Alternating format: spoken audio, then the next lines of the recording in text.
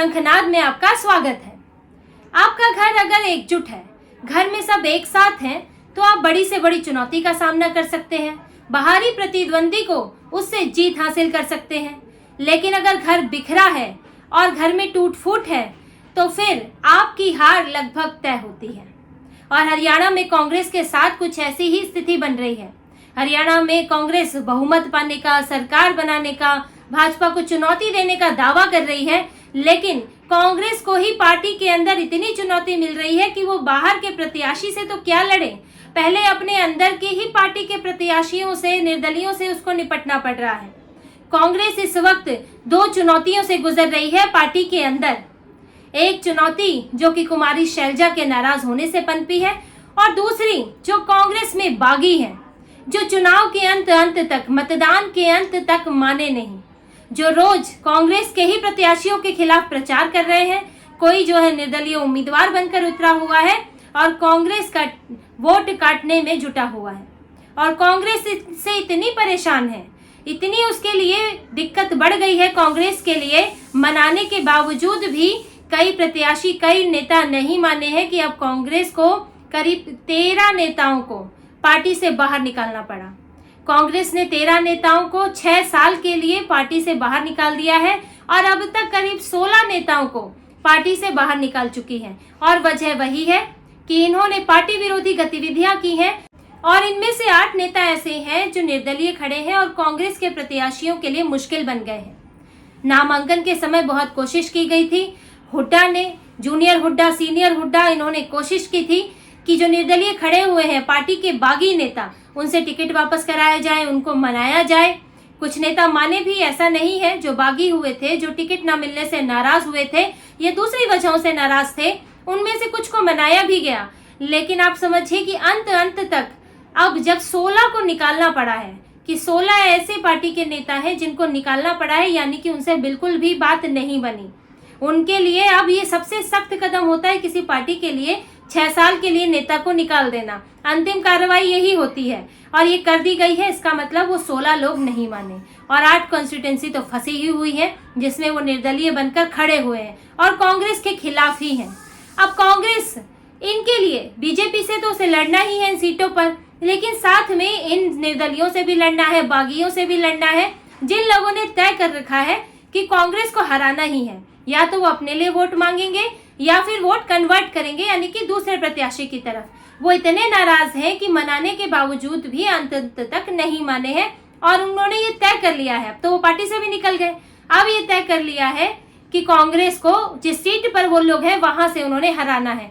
और जब मुकाबला, जब मुश्किल होता है, जब बीजेपी जैसा प्रतिद्वंदी आपके सामने है और आपके जाट वोटों में सेंध लगाने वाले जाट समुदाय की और पार्टियां हैं, INLD है, साथ में जेजेपी है, पहले ही मुकाबला कड़ा है, और कांग्रेस की सबसे ज्यादा निर्भरता जाट समुदाय पर है चुनाव जीतने के लिए।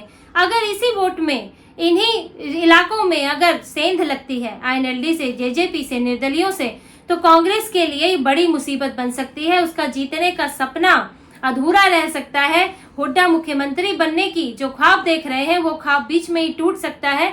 इसलिए कांग्रेस की चिंता तो बढ़नी लाजमी है, और ये सब कोई छोटी मोटी सीट नहीं है।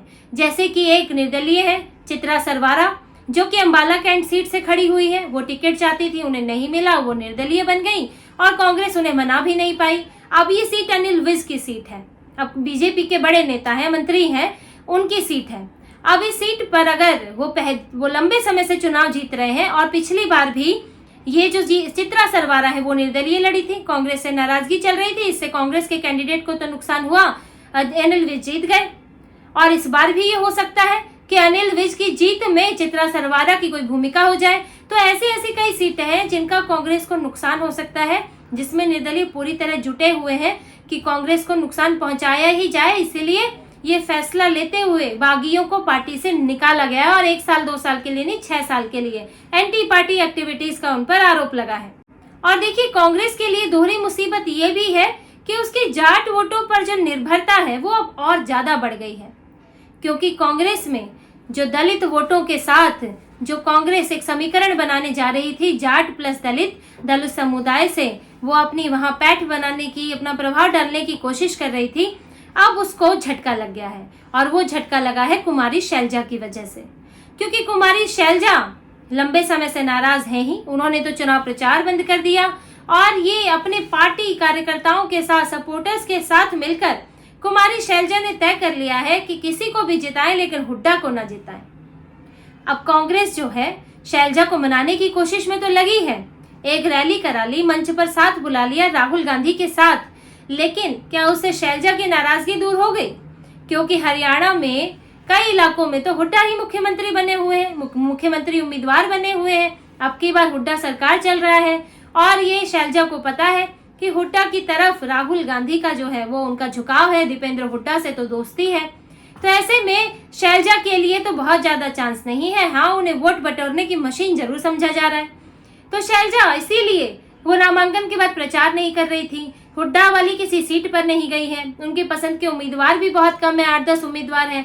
तो शैलजा अब उतरी तो वो सिर्फ अपने जो उनके खेमे के उम्मीदवार हैं, जिनको वो जिताना चाहती है, ताकि ये साबित कर सके कि आपने अगर मेरे खेमे के और उम्मीदवार उतारे होते तो वो भी जीतते। तो आला कमान को आईना दिखाने के लिए वो राहुल गांधी को पहले असंध सीट पर लाई, जहां पर शमशेर सिंह उनके खेमे के उम्मीदवार हैं, और वहां रैली की, और शैलजा बहुत ज्यादा वहां नहीं बोली, हुड्डा मौजूद थे, उनसे बात नहीं की। तो शैलजा की नाराजगी तो बनी हुई है, जिसके कारण दलितों के प्रभाव वाली सीटों पर कांग्रेस को बड़ा नुकसान हो सकता है।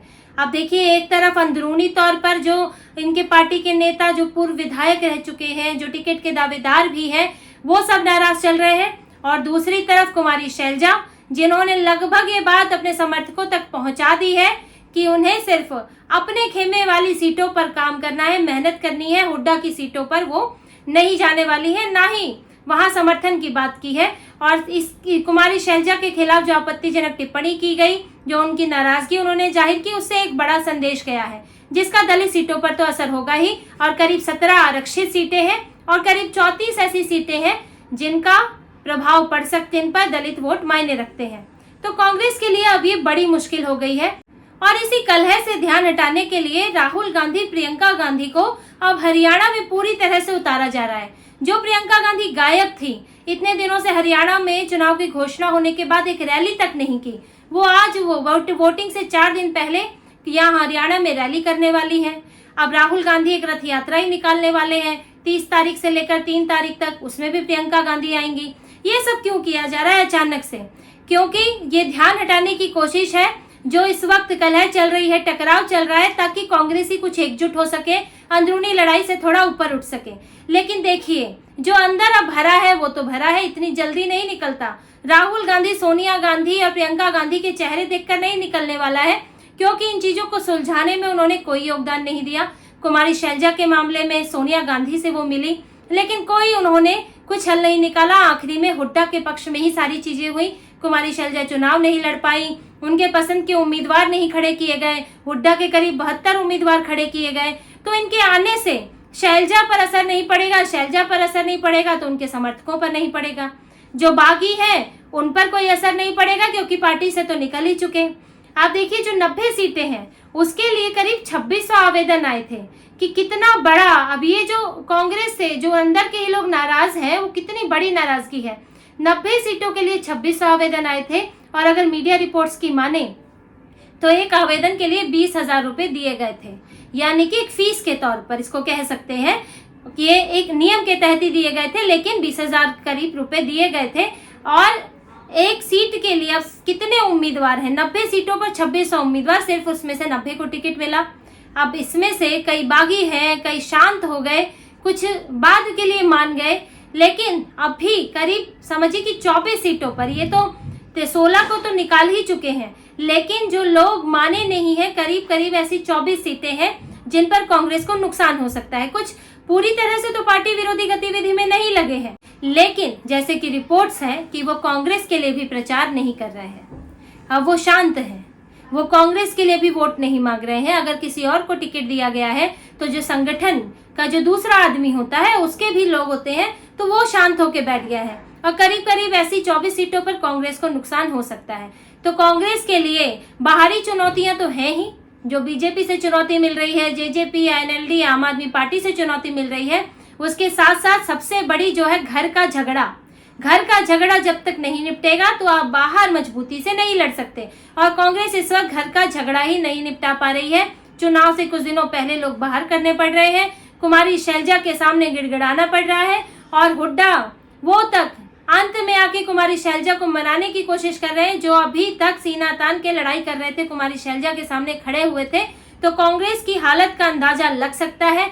और अगर ये कलह अगर बहुत ज्यादा भारी पड़ती है, अगर इनका बहुत असर होता है, तो कांग्रेस के लिए इस चुनाव में जो वो बहुमत की 40 सीटें 45 सीटें पाने की बात कर रही थी, तो कांग्रेस 30 सीटों तक भी पहुंच जाए तो बड़ी बात होगी। तो इसी तरह की और खबरें और विश्लेषण आपके लिए लाते रहेंगे। हमसे जुड़े रहिए, सब्सक्राइब कीजिए, कमेंट कीजिए। बहुत बहुत धन्यवाद। जय श्री राम।